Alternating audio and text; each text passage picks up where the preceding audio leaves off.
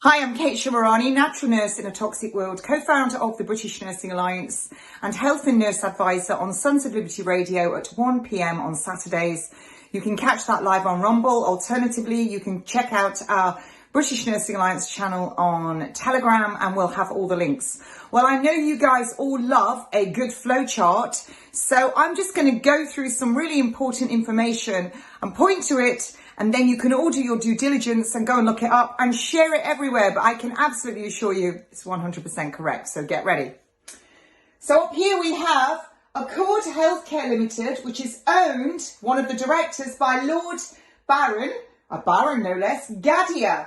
Now, Lord Gadia was also caught to be involved in the cash for access, where people were paying up to 50,000 to get in front of David Cameron to get this privileged information. Lord Baron Gadia was also described as one of David Cameron's inner circle and giving lots of cash to the Tories. Lord Baron Gadia also sits as court over the Bank of England.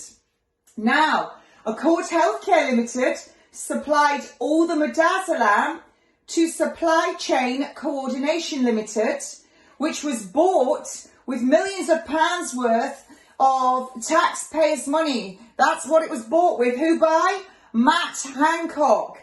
Matt Hancock also is the sole owner of Genomics England Limited, which during an interview in 2019 with the World Economic Forum, Matt Hancock said he was going to gene map 5 million Brits. I wonder how he was going to do that then. Maybe a swab up the nose map? Who knows? So, the morphine and midazolam. Let's look at this. Well, 52% of all drugs supplied into the NHS come from Supply Chain Coordination Limited, owned by Matt Hancock. Now, if we go back over here, Jonathan Van Tam was in the meeting with Matt Hancock and the other doctor who'd only been a doctor for a month, and he's an MP, when they were talking about what was a good death. Well, they said a good death was morphine and midazolam and a syringe driver and some useful idiot to put that into the patient. Remember, to hasten a death is euthanasia. Euthanasia is illegal in the UK, so that would make it murder. So who's pushing it in?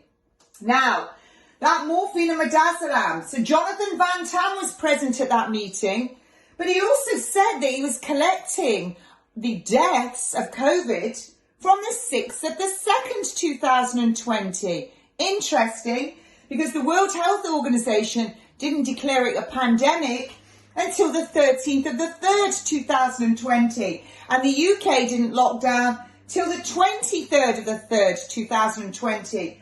And the first COVID death was recorded, according to the British Medical Journal, on the 6th of the 3rd, 2020. So Jonathan Van Tam, what were those deaths you were recording? Were they from morphine and midazolam with a syringe driver? All looking a bit suspicious to me.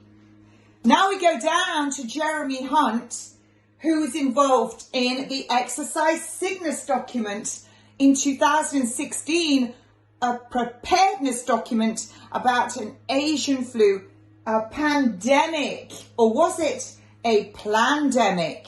Now in the UK, we have a planned tariff incentivized euthanasia point system. Let's see what that is. Planned, that means they know about it first and they're planning it.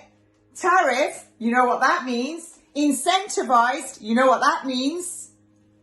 Euthanasia, you definitely know what that means because it's illegal and it's hastening a death. Points make prizes, but not in this one. System. So it's actually all done. It's a system. It's not just random.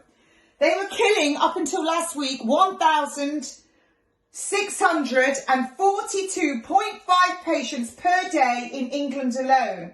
But last Sunday, the BBC reported we're now going to kill 750,000 a year, so that's 2,055 patients per day. So there you have it, folks.